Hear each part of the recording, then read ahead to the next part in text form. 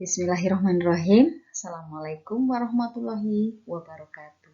Ayah bunda yang dirahmati Allah, soleh-solehat yang ibu sayangi. Alhamdulillah kita pada pagi hari ini bisa bertemu kembali untuk melanjutkan belajar tema 5, sub tema 1 pembelajaran 5 dan 6 pada hari Kamis 21 Januari 2021. Mudah-mudahan semua dalam lindungan Allah Subhanahu wa Ta'ala, selalu dalam rahmat dan hidayahnya. Amin, amin, amin. Ya Rabbal Alamin. Baik, ayah bunda yang dirahmati Allah maupun soleh-solehat, tujuan dari pembelajaran kita bisa disimak ya di sini, yaitu diantaranya soleh-solehat mendengarkan ya puisi yang dibacakan oleh guru. Baik itu puisi yang berjudul Burung Kutilang maupun Tik-Tik Bunyi Hujan. Nah, dari mendengarkan puisi tersebut, diharapkan soleh-solehat dapat menemukan kemudian mengartikan kosakata baru yang ada di dalam puisi tersebut. Yang kedua, mengamati gambar dari beberapa pilihan contoh perilaku di rumah yang sesuai dengan sila kedua dan sila ketiga. Nah, dari perilaku tersebut, soleh-solehat dapat menceritakan pengalaman menerapkan nilai-nilai Pancasila kedua dan ketiga.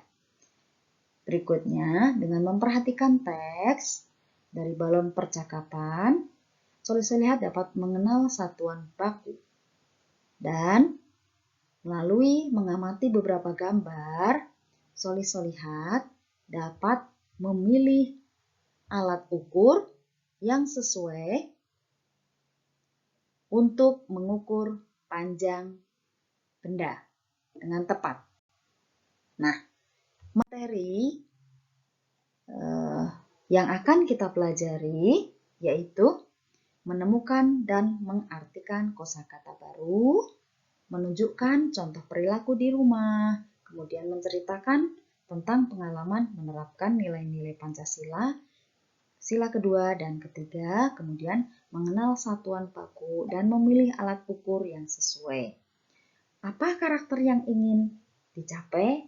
Yaitu siswa memiliki sikap pemaaf, santun, percaya diri, kreatif, terampil, ulet, dan selalu menjalankan perintah Allah. Baik, kita lanjutkan ya. Mengulang dari pelajaran sebelumnya, yaitu bahwa ada perbedaan antara puisi dan bukan puisi. Puisi biasanya ditulis dalam bentuk bait. Nah, bait terdiri atas baris-baris. Kemudian pilihan kata dalam puisi itu kias atau tidak asli ya, tidak seperti apa adanya. Padat dan indah. Nah, kalau bukan puisi, bentuknya paragraf. Banyak barisnya tidak ditentukan. Tidak ada pilihan kata. Ya, biasanya karangan ya, karangan, buku cerita bacaan. Nah, itu bukan puisi. Nah, Ibu tambah informasinya bahwa puisi bisa dijadikan menjadi lagu. Kebanyakan lagu-lagu itu diambil dari puisi. Kita lanjutkan ya. Perhatikan ya, Ibu akan membacakan puisi yang berjudul Burung Kutilang. Ibu berdiri ya, mudah-mudahan terdengar.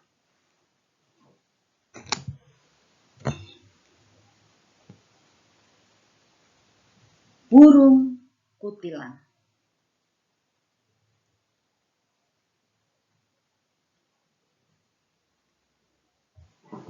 Mohon maaf.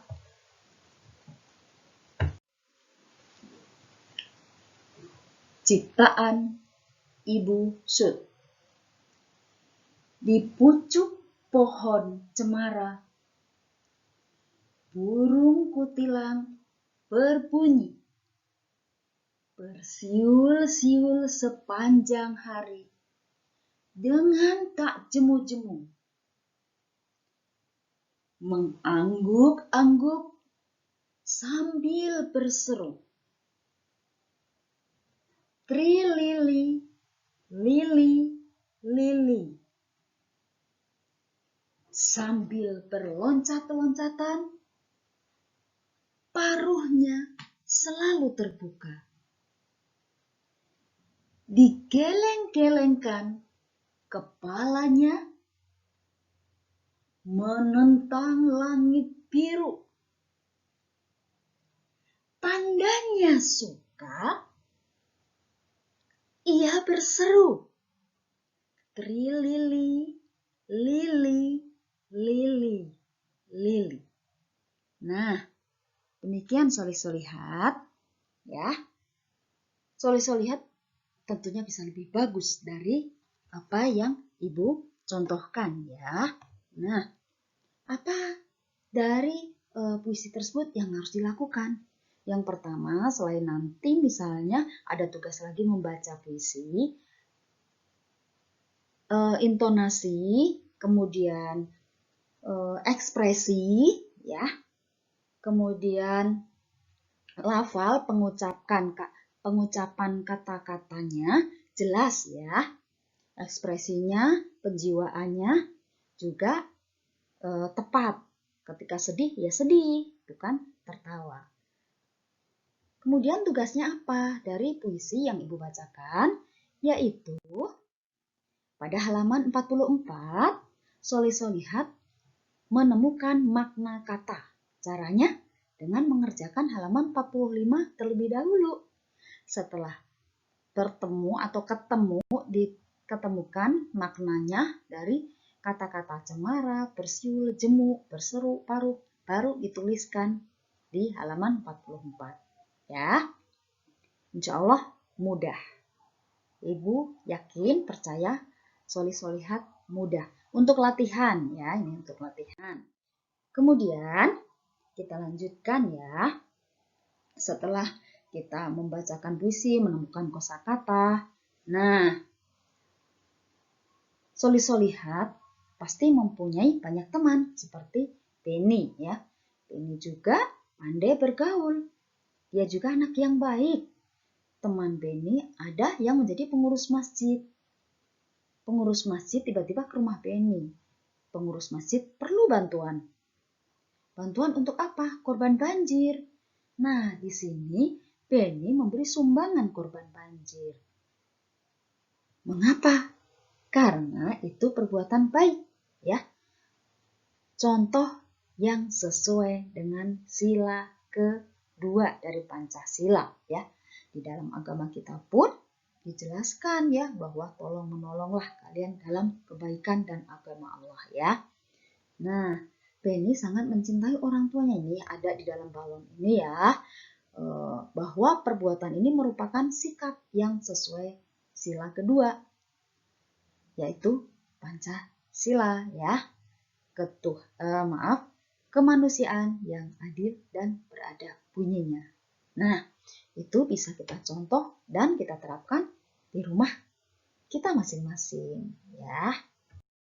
Baik, solih-solihat untuk berlatih, coba halaman 50 mana yang termasuk pengamalan sila kedua dari Pancasila.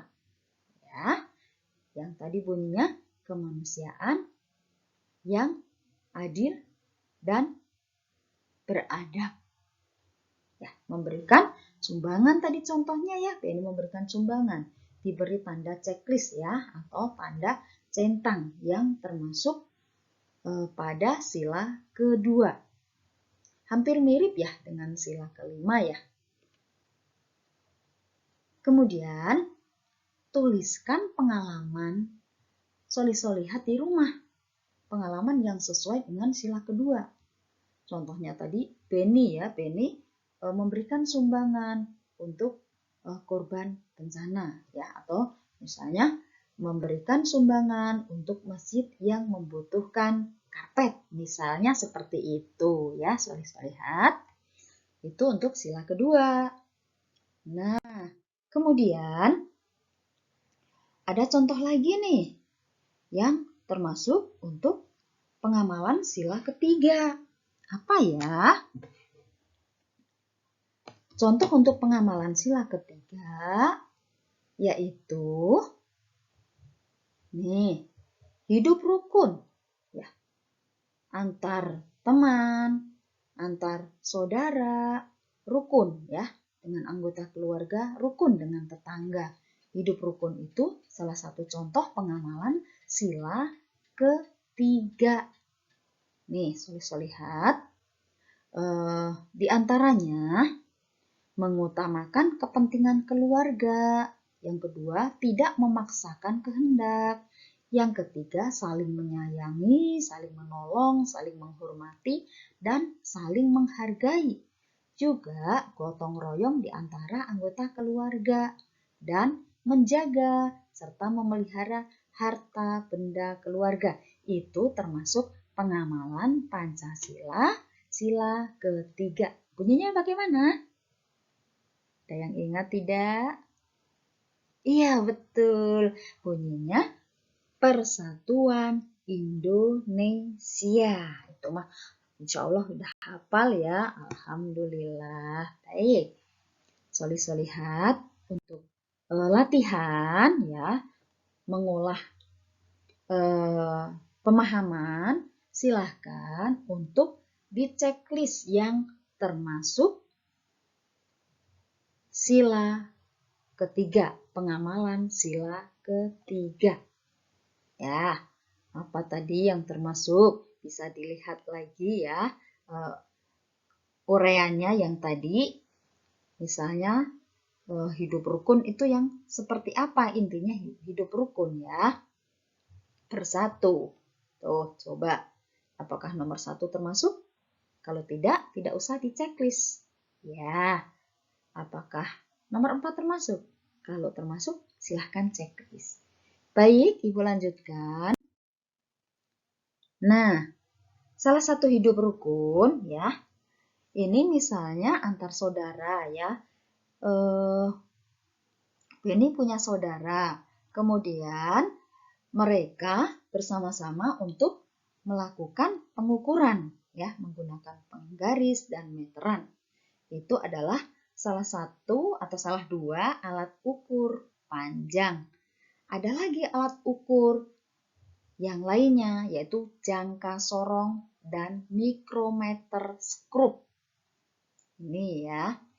Ini Beni menjelaskan ya apa yang ditanyakan oleh saudaranya.